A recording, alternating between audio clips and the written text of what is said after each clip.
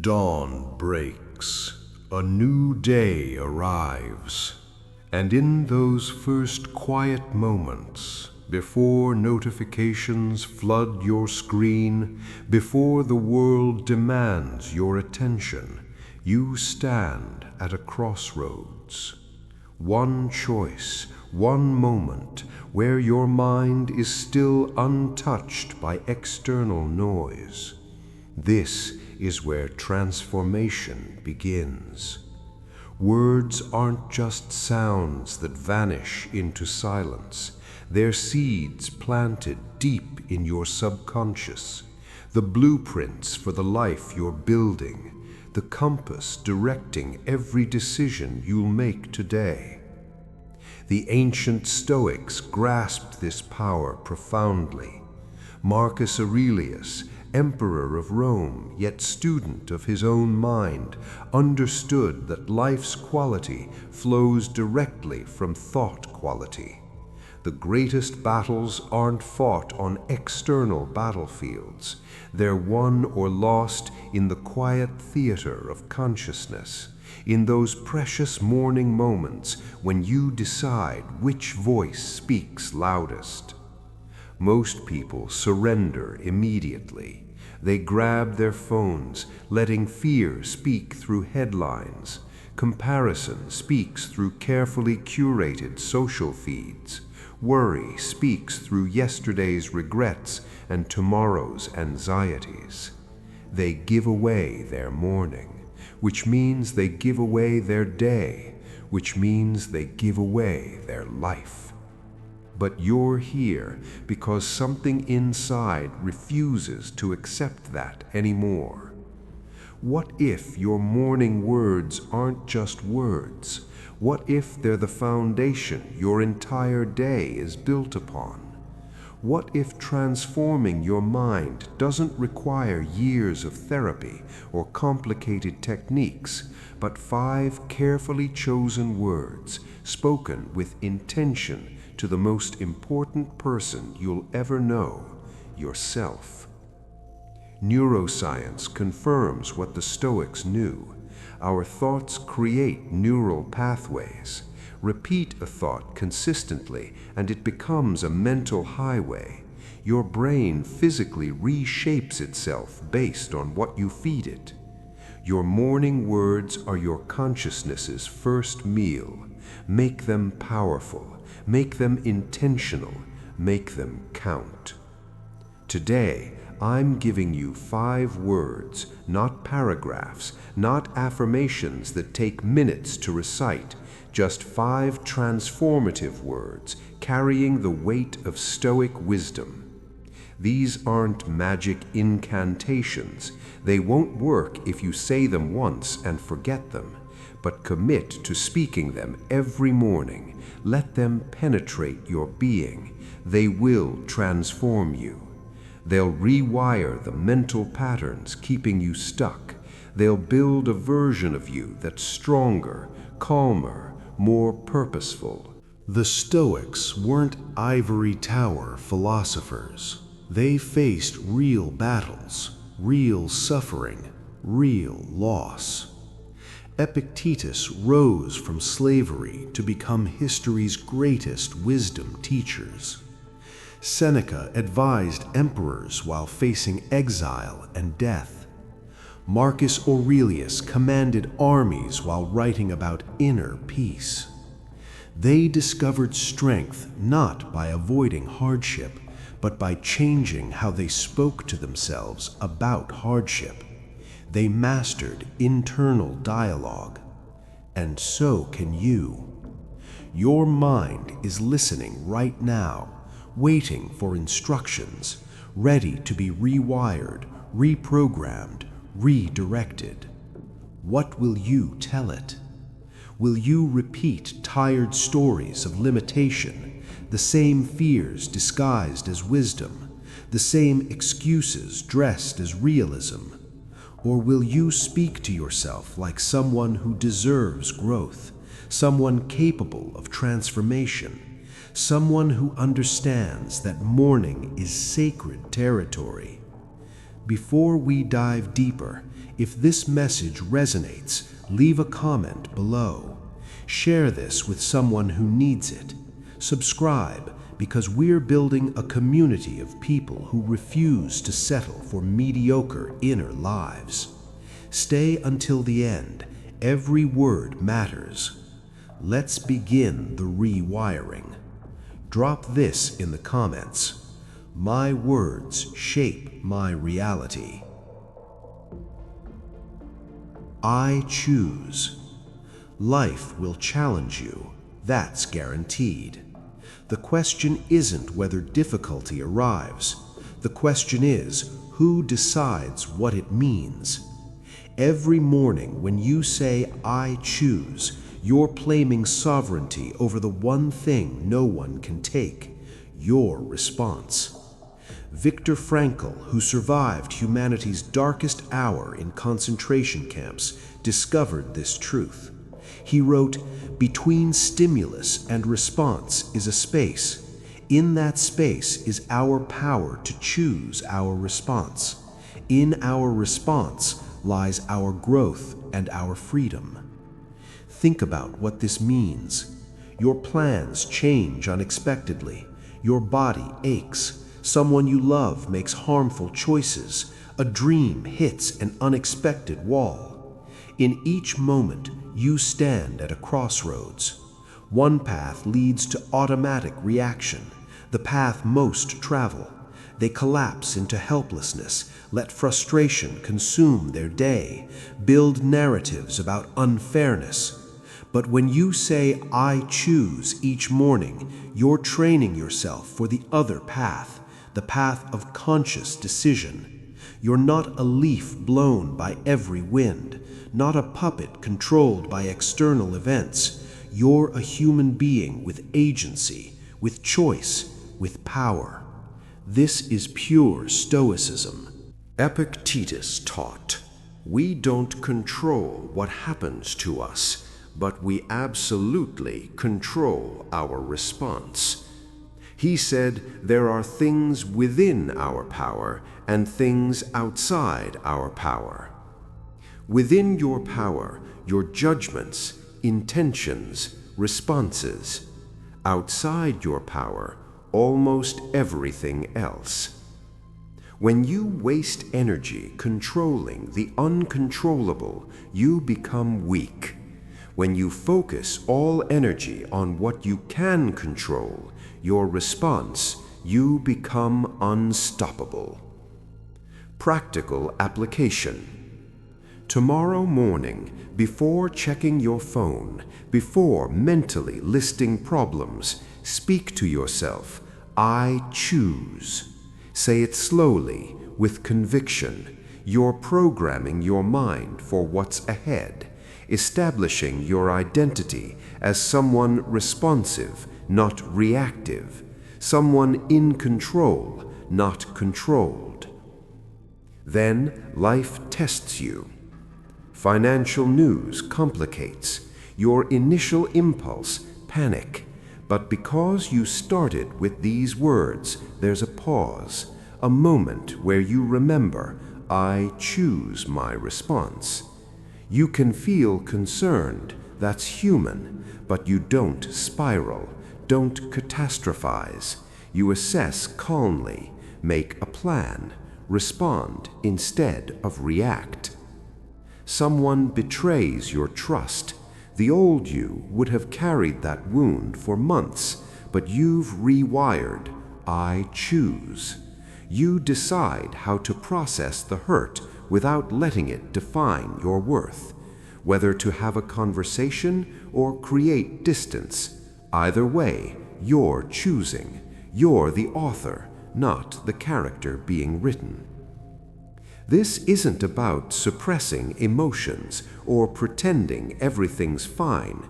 This is recognizing that between what happens and what you do next, there's power, your power. The power to pause, breathe, ask yourself, who do I want to be in this moment? What response serves my growth, my peace, my values? Rewiring through repetition.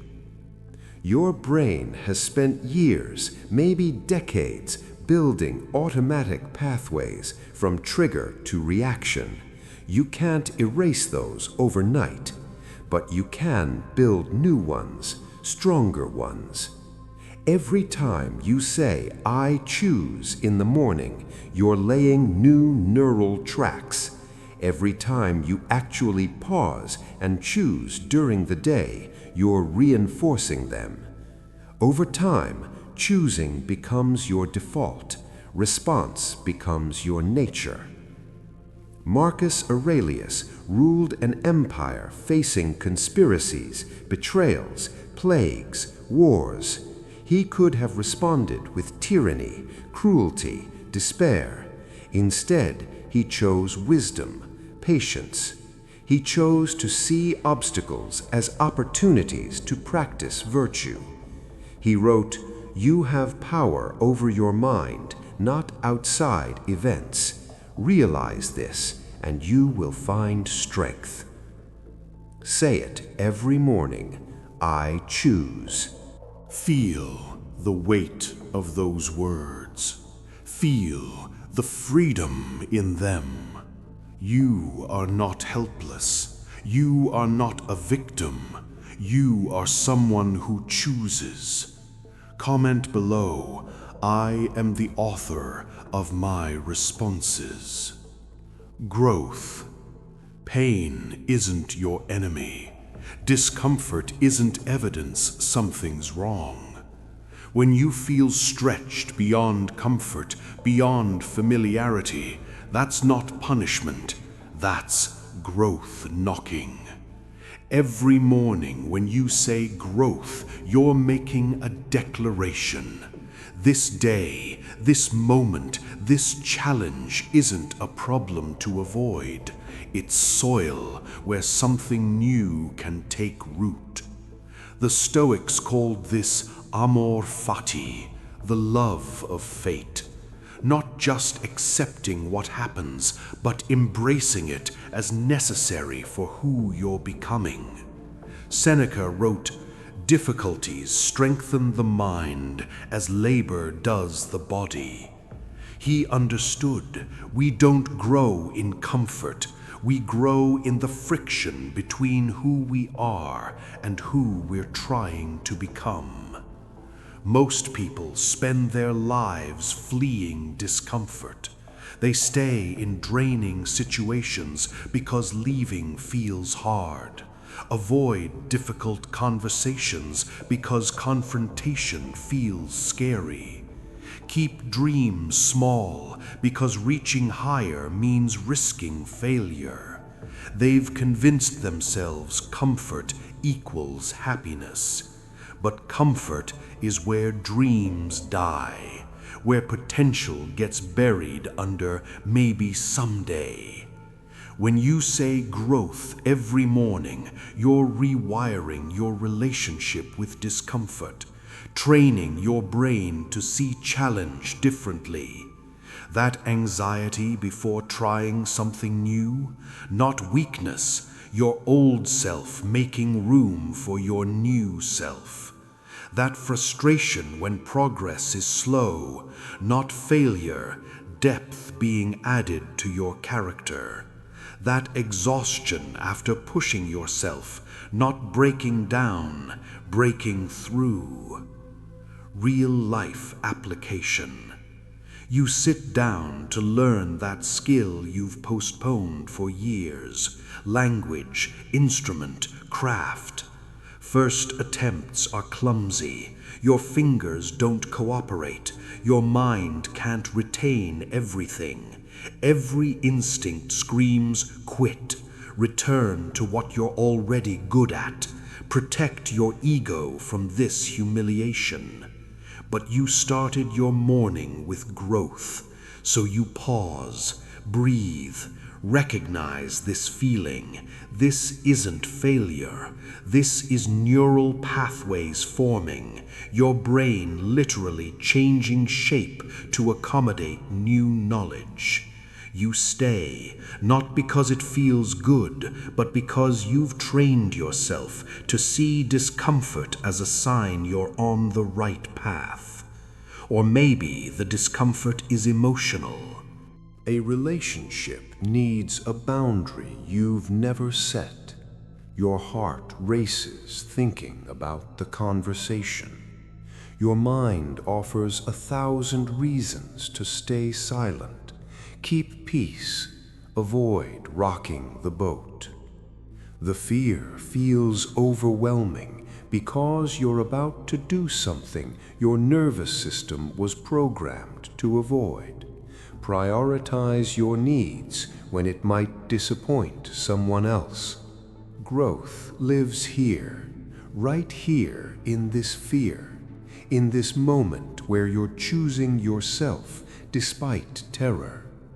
Old pathways scream at you to retreat, but you're building new ones, stronger ones, ones that understand loving yourself sometimes means making others uncomfortable, that respecting yourself sometimes means people won't understand, that growing sometimes means outgrowing.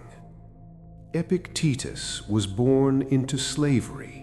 He could have spent his life bitter, cursing fate, wishing for different circumstances. Instead, he found freedom in the one place no chains could reach, his mind. He grew in those conditions, not despite them, but through them. He later taught, it's not what happens to you, but how you react to it that matters. His entire philosophy was born from finding growth in the harshest soil. Distinction. This isn't toxic positivity, not about pretending hardship is a gift. Some things that happen are genuinely terrible. Grief is real, loss is real, injustice is real. But even in dark valleys, even when growth feels impossible, the truth remains. You can either let suffering diminish you or deepen you.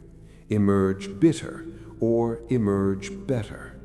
Not because suffering is good, but because you have power to decide what you do with it. Say it every morning, growth. Say it when things feel easy and when they feel impossible, when you're excited and when you're exhausted. You're teaching your mind to see every moment as opportunity, building a version of yourself that doesn't shrink from challenge, becoming someone who understands the best things in life live on the other side of what scares you most. Comment, I welcome the discomfort of becoming. Now. Yesterday is finished. Tomorrow is promised to no one. But this moment, right now, this is breathing. This is here. This is the only canvas where you can actually create. When you wake and say, now, you're pulling your consciousness from two prisons trapping most people: regret about the past and anxiety about the future. You're anchoring yourself in the only moment that truly exists. The Stoics were devoted to this truth. Marcus Aurelius wrote, "Confine yourself to the present."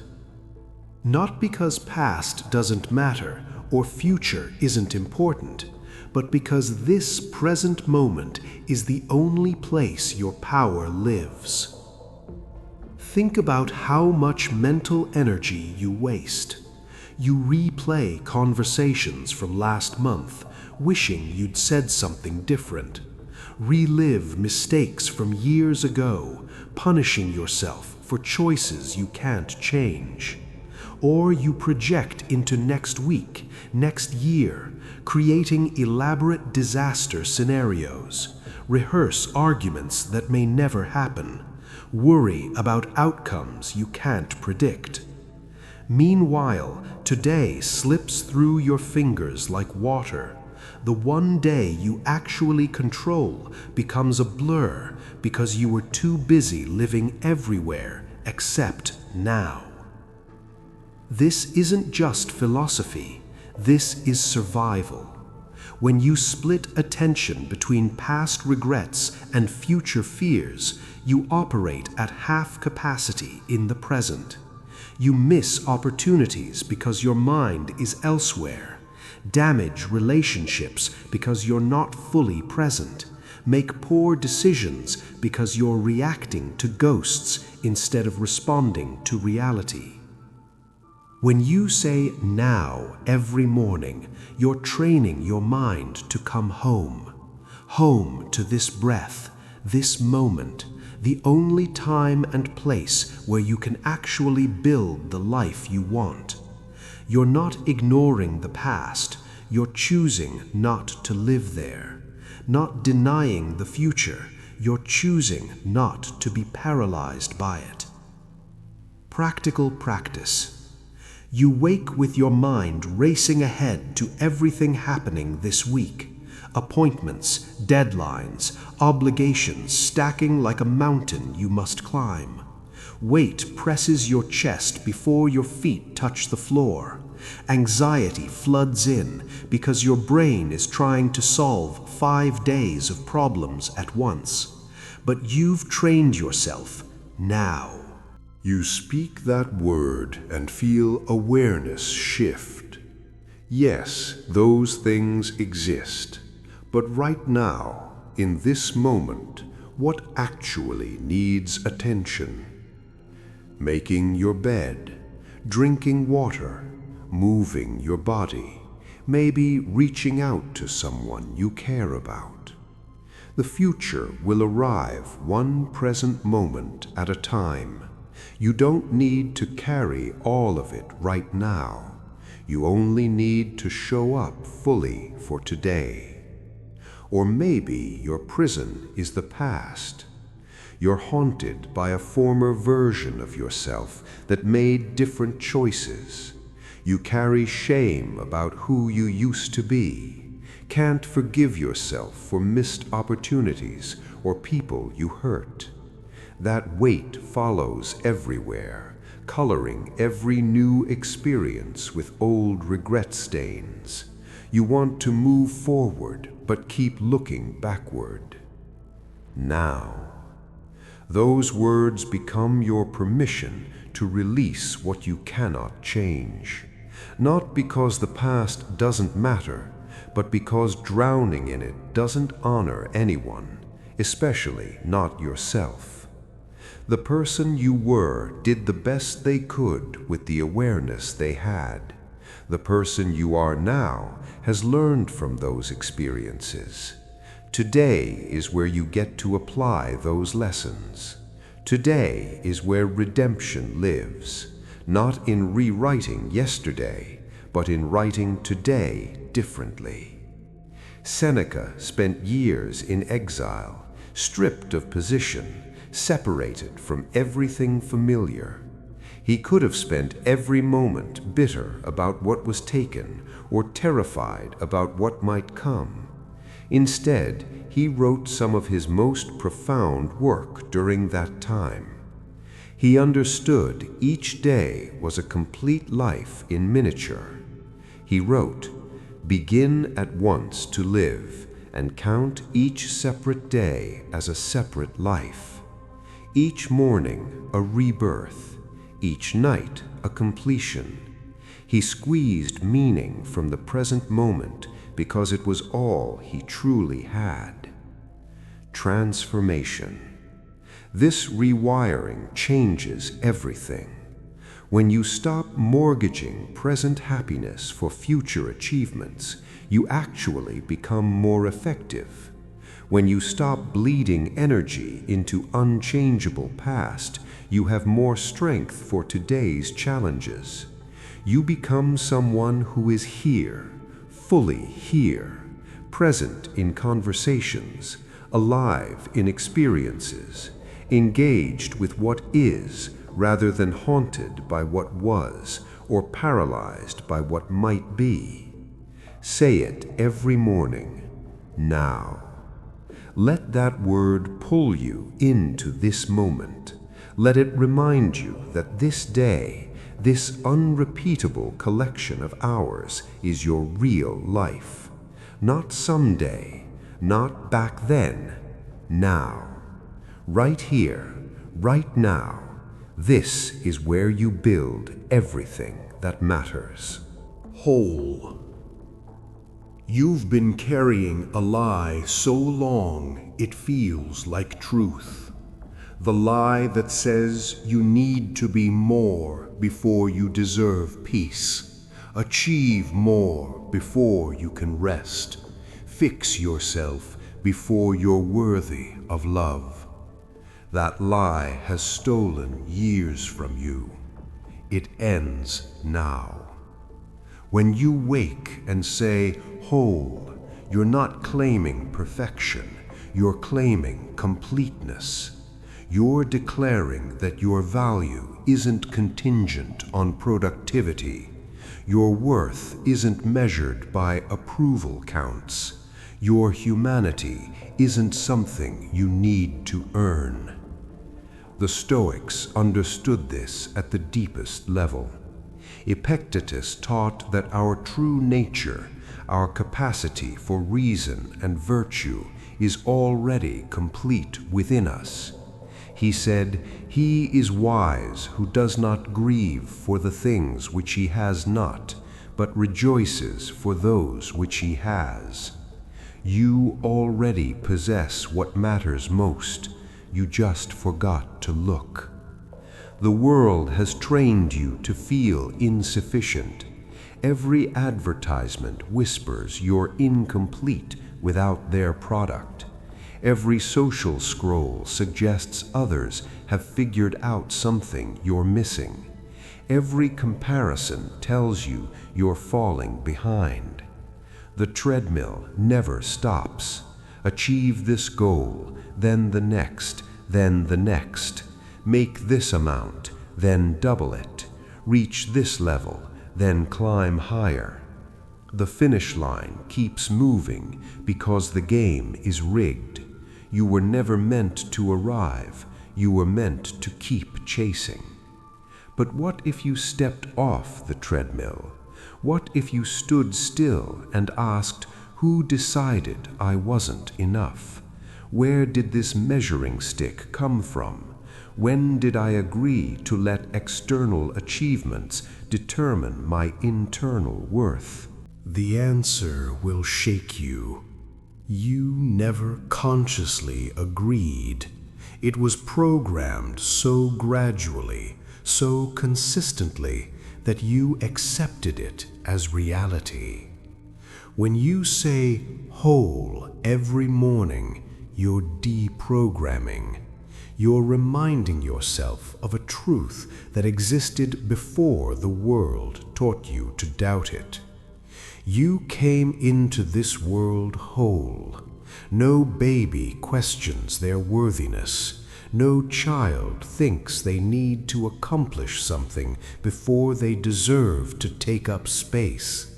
That knowing, that fundamental sense of belonging, it's still inside you, buried under years of conditioning, but still there, still true, still waiting for you to remember. What changes? You stop performing for approval. Stop twisting yourself into shapes that please others while betraying yourself. You make decisions based on what aligns with your values instead of what will impress people who don't really know you. You say no without guilt. Say yes without needing permission. Exist without apology. Someone questions your choices. In the past, their doubt would have sent you spiraling into self-questioning. You'd have spent hours, maybe days, defending yourself internally, trying to prove to a phantom jury you made the right call. but you've rewired, whole. Their opinion is just that, an opinion. It doesn't define your reality, doesn't determine your worth. You can consider their perspective without being destroyed by their disagreement. Or maybe the voice of not enough comes from within. You look in the mirror and see every flaw magnified. Review your life and see only what's missing, never what's present. Compare your chapter 3 to someone else's chapter 20 and feel like a failure. The inner critic is relentless, picking apart everything you do, everything you are. It sounds like protection, but it's actually poison. Whole. When you say that word, you're not silencing the inner critic permanently. You're choosing not to let it have the final word. You're acknowledging the voice without obeying it, saying, "I hear you, but I don't serve you anymore." Your worthiness is not up for debate. Your wholeness is not determined by your thoughts about yourself on your worst days. Marcus Aurelius, the most powerful man in the known world, still struggled with this. He wrote reminders to himself about his own insignificance in the grand scope of the universe, not to diminish himself, but to free himself from the pressure of needing to be more than human. He knew that accepting his limitations wasn't weakness, it was wisdom. He wrote, "Very little is needed to make a happy life. It is all within yourself, in your way of thinking." Trust. Your hands are tired from gripping so tightly. Your mind is exhausted from trying to orchestrate outcomes you were never meant to control. You've been fighting a battle you cannot win, trying to force life to follow a script only you can see. And the cost? Peace, presence, the ability to breathe without anxiety constricting your chest. When you wake and say trust, you're not surrendering to chaos, you're surrendering to reality. You're acknowledging a truth the Stoics built their entire philosophy around. There's what you control and everything else. And everything else is almost everything. Epictetus drew a clear line. Make the best use of what is in your power and take the rest as it happens. This isn't passivity, this is power, real power, the kind that comes from knowing where your influence ends and acceptance must begin. Think about what you've been trying to control, other people's opinions of you, how quickly your dreams manifest, whether loved ones make the choices you think they should, the timeline of your healing, strangers' behavior, outcomes of situations where you've done everything possible. You cannot control any of it, but you've spent so much energy trying, energy that could have gone toward what you actually can influence. Your effort, your attitude, your growth, your responses. The illusion of control is seductive. It makes you feel safe. If you can just plan perfectly, anticipate every variable, manage every detail, then nothing bad will happen. But life doesn't work that way. The tighter you grip, the more life slips through your fingers. The more you micromanage outcomes, the more suffering you create, because control is a myth, and chasing myths is exhausting.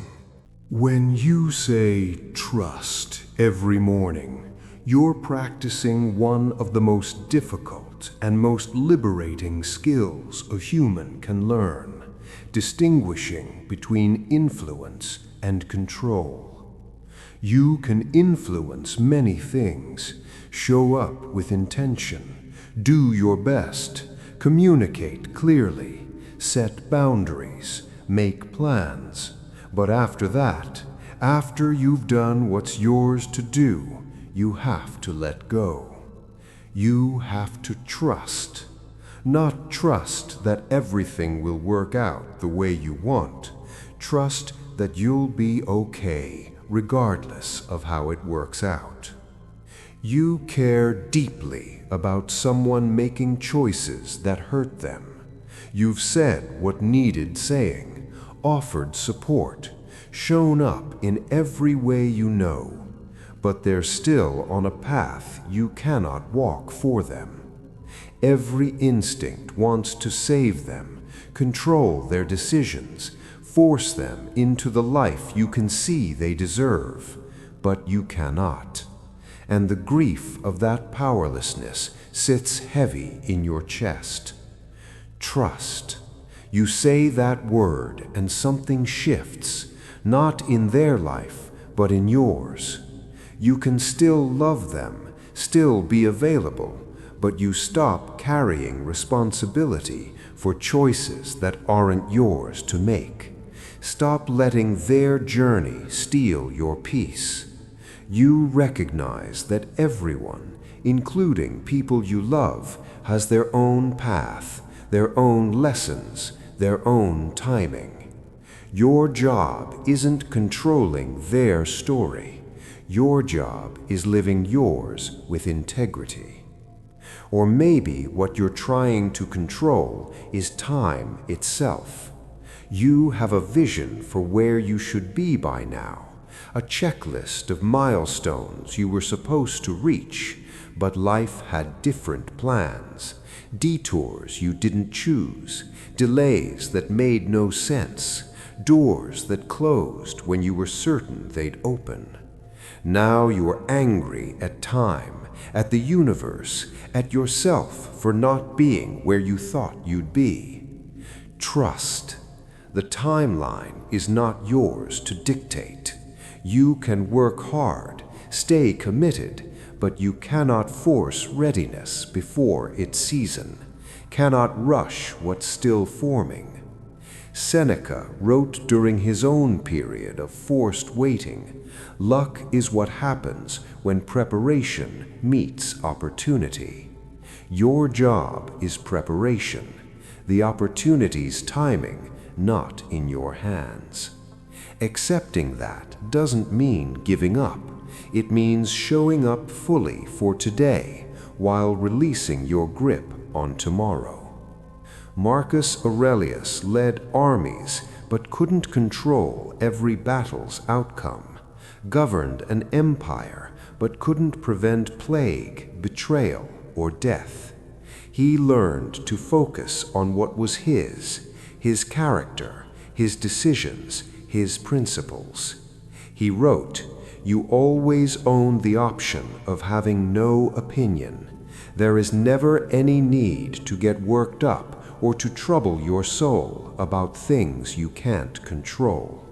He found freedom not by controlling everything, but by releasing what was never his to control. Say it every morning. Trust. Feel your shoulders drop, your jaw unclench. You're not giving up, you're giving over. You're trusting life enough to stop fighting it, becoming someone who influences what they can and accepts what they cannot. And in that acceptance, you'll find a peace you've been searching for in all the wrong places. Comment, "I trust the process beyond my control." 5 words, 5 mornings, 5 keys to unlock a mind that's been holding itself prisoner. I choose growth, now, whole, trust. These aren't just words. They're the foundation of a new internal architecture, the language of someone who's decided their inner world matters more than outer circumstances. The Stoics didn't develop these principles in times of ease. They forged them in exile, in slavery, in war, in grief, in the messy reality of being human when being human is hard. They left us a roadmap, not because they had all the answers, but because they asked the same questions you're asking now. How do I find peace in chaos? How do I grow through pain? How do I live fully in a world I cannot control? You rewire your mind one morning at a time, one word at a time, one choice at a time. There will be days when you forget, when old patterns pull you back. That's not failure, that's being human. You don't need perfection, you need commitment. You need to wake up and speak to yourself like someone who deserves a beautiful internal life. Because you do. These 5 words are waiting for you every morning. They won't force themselves on you, won't work unless you do. But if you show up, if you speak them with intention, if you let them guide how you move through your day, they will change you. Not overnight, but undeniably. Your mind is listening. What will you tell it tomorrow? If this resonated, leave your favorite word in the comments. Share this with someone who needs to hear it. Subscribe, because we're just getting started. Your transformation matters. Your growth matters. You matter. Leave your commitment below. I am the architect of my mind.